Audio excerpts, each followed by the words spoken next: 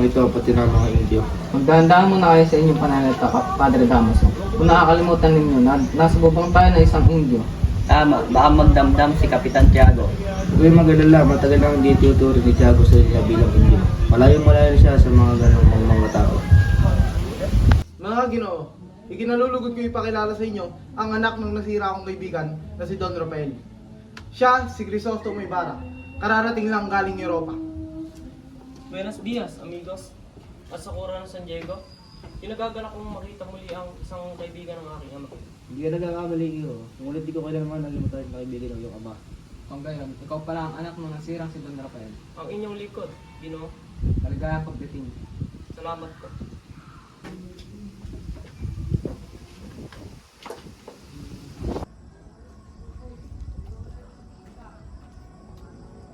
Ito na po ang inyong hapunan, mga Ginoo. Ano pang hinihintay natin, Ginoo? Halina't pagsaluhan ang hinanda ng kusinero. Ilang taong kang nawala, Senyor Ibarra. Itong taon po, Ginoo, Yung tigas na mangmang pa rin ng mga Indio at mag-aaral sila. kinakailangan ko na pong umalis, Kapitan. Hindi ka na ba talaga mapipigilan sa iyong pag-alis? Malapit na dumating ang aking bulaklak na si Maria Clara. O manhin, Kapitan. Ngunit mahalaga ang aking katatagpuan ngayon. Crisostomo! Isasabihin ako sa'yo. Ano ang sasabihin mo, Teniente Ibarra? Sasabihin ko ang nangyari tungkol sa iyong ama. Mag-ingat ka sa iyong mga kaaway at sana maging aral ang nangyari sa iyong ama. O Teniente, ako'y ginulat nyo. Ngunit hindi ako nagkakamali sa aking nabapatid. Ay wala ako o kahit ang mga lihim na kaaway ng aking ama. Hindi ako Mahabaging Panginoon, tanghali na. Ano kaya ang dahilan ng kanyang pagkahuli?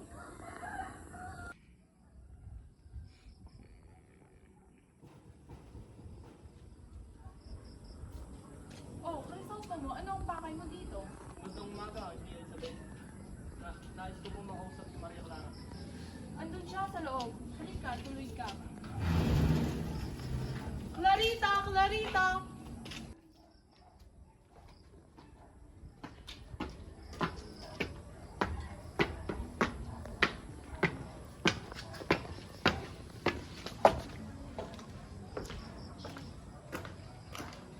Crisostomo, sila'y nakalimutan mo na yata ako. Siguro marami ka nang nakilalang mga babae sa mga bansang napuntahan mo. Maaari ba kita makalimutan kung palagi ang aking nakikita at naiisip ang iyong mga mata at ngiti na hindi ko maalis sa aking puso't isip. Napakitamis talaga ng iyong dila. Siguro dahil dinilabiyag mo ang mga maraming babae sa mga bansang napuntahan mo. Isa ng magandang obra ni Diyos ang aking sinisinta. Bakit pa ba ako maghanap ng iba? Sinungaling. Hindi ako mapaniwalang sinasara mo ang iyong mga mata pagdating sa ibang dilag sa Europa. Ang kagandahan ay nasa panlasa ng tao. At mula sa aking puso, sinasabi ko sa iyong ikaw ang aking pinaka-iibig. Patawad, aking sinta, ngunit kailangan ko ng lisanin ang iyong piling. Naiintindihan ko, mag-iingat ka mahal kong Ibarra. Paalam, aking mahal. Kuya! Pwede ba tayo magpahinga? Kagaya pa tayo nagpapatunog ng kampana. Hindi ba pwede? Papagaitan tayo ng sakristan mayon. Magkano ba ang iyong sweldo? 2 riles, bakit? Pwede bang bayaran sinabing ninakaw ko? Kristan kayo. Basilio, may utang kang 2 riles dahil sa hindi mo magandang tunog ng kampana. At ikaw naman, Crispin, hindi ka makakawi hanggat hindi mo binabalik ang ninakaw mo. Ngunit wala naman ako ninanakaw. Sumasagot ka pa! Eto ang sa'yo! Mahawa na po kayo! Huwag mo- Matagal na po namin hindi nakikita ang aming ina! Wala akong pakialam! Crispin! Tama na po! Oh, lasing ka na naman. Eh, pera ka ba dyan? Ha? Wala akong kapera-pera dito. Paminsan ka na nga lang uwi, marami ka pang bisyo. Ang dami sinasabi. Tama na! Salamat kayo, pagod ako. Ang pag-ibig. Po.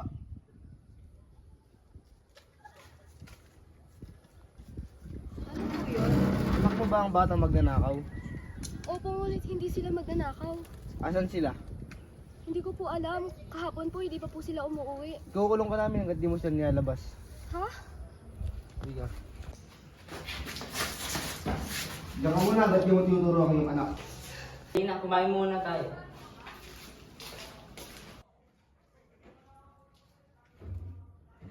Wala na sila?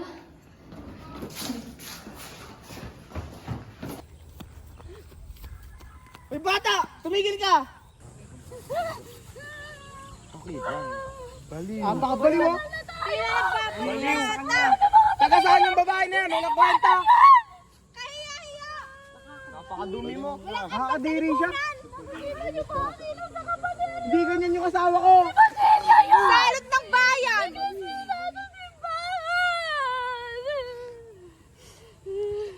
Din babae. Bibigyan ko ng gulay ng bulaklak!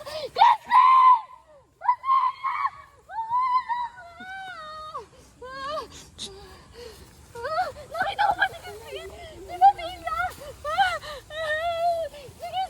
Si Basilio! Umayos ka! Kadiri! Ang baliw. Ikaw ba yan? Basilio ang anak ko! Basilio! Hindi!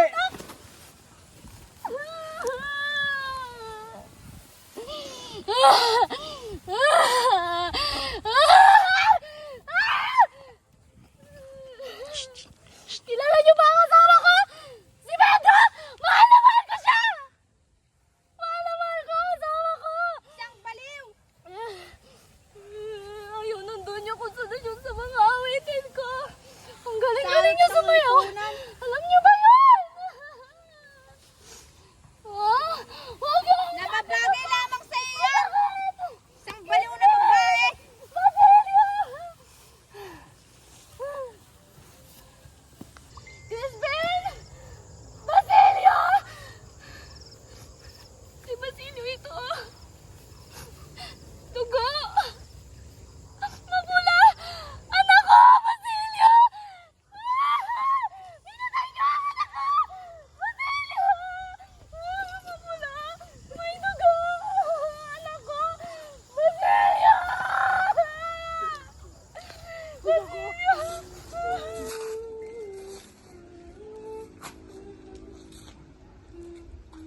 Sino yung kumakanta? Si Tita po, ang inang baliw. Dalhin mo siya rito. Sige po, Donya.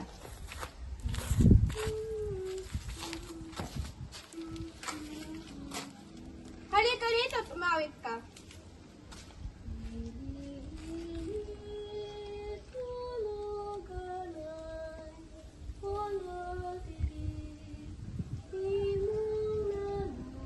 Tumigil ka sa pag-awit. Baila, baila.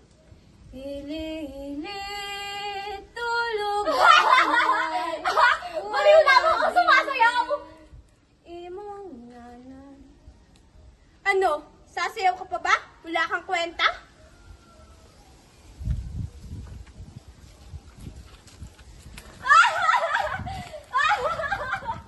Anong nangyayari dito? Anong nangyayari sa'yo? Hindi ka man lang nagbigay ng magandang gabi.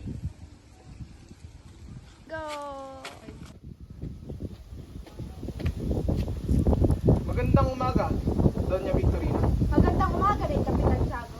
Mukhang may kasama kang panauhin. Pinakikilala ko pa rin sa iyo si Alfonso Leonares. Siya'y kamag-anak ni Padre Damaso. Bakit ganyan kayo makatingin? Naiinggit ba kayo? Kinagagalak kita makilala. Ako? Maiinggit? At bakit? Ah, oo nga pala. Kinainggitan ko ang sandamakmak niyong kolorete. Hoy, matandang mangkukulam. Makaasta ka, akala mo ka kung sinong maganda. Anong sinabi mo? Gusto mo mag-toast tayo? Hindi kita uurungan. Eksperto, ako sa parlan ay nabubula ang mga patapader sa buong Salawi. Pag hinay-hinay ka, Ginoo, baka masaktahan ang damdamin ni Ibarra. Tulong naman siya ng kanyang ama. Akala mo kasi yung Vicente, hindi man lang marunong respeto sa simbahan, nalaman na siya mamatay sa bilangguan. Walang sino ang umalipusta sa akin, ama. Magdibig ka, Senyor. Nakakalimutan mo, alagad ng Diyos ang kinakalaban mo. Ito ba ang alagad ng Diyos? Isang demonyong nagbabanal-banalan? Isasa mo! Huwag! Maawa ka!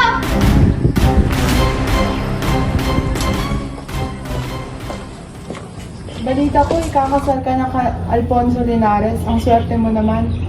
Ayoko! Nandito ako para masaksiyan ang kasal mo. May sakit ka na naman ba, anak? Ba't namumutla ka? Saan na ba kayo? Sige, Soto, wala nang taong mahal ko. Ngunit anak, Pero mahal ko siya lamang. patawarin mo ako. Ang taong mahal ko yung wala na. Wala lang kung gustong pakasalan pa. Magbumadali na lang ako.